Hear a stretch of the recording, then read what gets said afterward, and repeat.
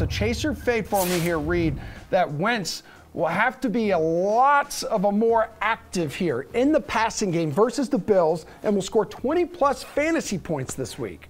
Wow. That's a lot there. I'm going to fade that he scores 20-plus fantasy points. I'm going to chase that he does need to play a little bit better and more than he did last week. But you take a look at the Buffalo Bills and how much points they've given up to opposing quarterbacks in terms of DK fantasy points, dead last, around 12 points. So even if he tries to do more, it might be a failing effort. I think you got to lean, even though Buffalo is strong against the run, their defense is strong. I think you got to lean on Jonathan Taylor. From a DFS standpoint, like we'll get to that in a little bit, what I think of him, but I'm not buying in Carson Wentz, especially at that price. If I'm going anywhere else around where he's priced, Tua Tagovailoa is probably the place that I want to go towards, as opposed to Carson Wentz.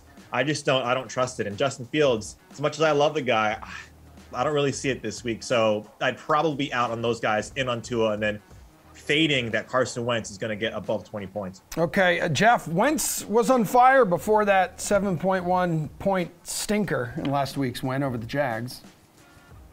Was he on fire? I mean, I don't know. I mean, I'm taking a look at his player card. 52% completion percentage against Tennessee 3 weeks ago.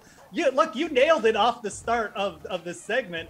The Colts didn't need Carson Wentz to do much. That's the Colts' whole MO. If they need Carson Wentz to do stuff, they're in big trouble, because even in good fantasy spots, this guy doesn't really produce much. I mean, he's got a season high of 26.58. That was in the wild game against Baltimore that also included overtime. I love our producers, but like Carson Wentz against Buffalo, Reid laid it out. This is a Buffalo team who's allowed multiple touchdowns only like twice in the whole year. They haven't allowed 3 touchdown passes once the entire season. And you've got Carson Wentz coming in. No, this is not a spot for fantasy. I don't care like how galaxy brain, how out there you get this week when you're making creative lineups. You know, if it's like 4 a.m. and you're like, oh, maybe Carson Wentz against the, even that scenario, I don't think you're going to put Carson Wentz in lineups.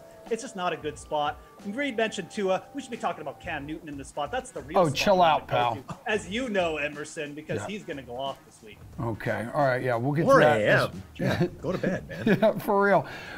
Pearce, what do you think? Chase surveyed that he'll go north of 20 DK fantasy points, which he did in the 3 previous games before this past weekend. First of all, I got to fade Geoff Ulrich throwing the producers under the bus. Yeah, that's terrible. Glennon, wow. Tom Glennon in my ear right now, and he's a pretty even kill dude. He is raging in the back. I will chase that he needs to be active or can be active, but I don't think he'll be effective, not against this Buffalo defense. It's too strong.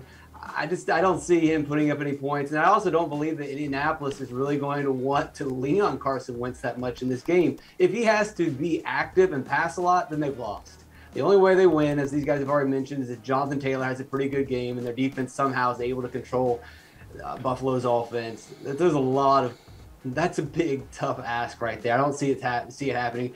Carson Wentz has had a pretty good season. We got to give him some credit. He's performed better than what we expected, especially coming out of the preseason with the injuries. But this is not the week.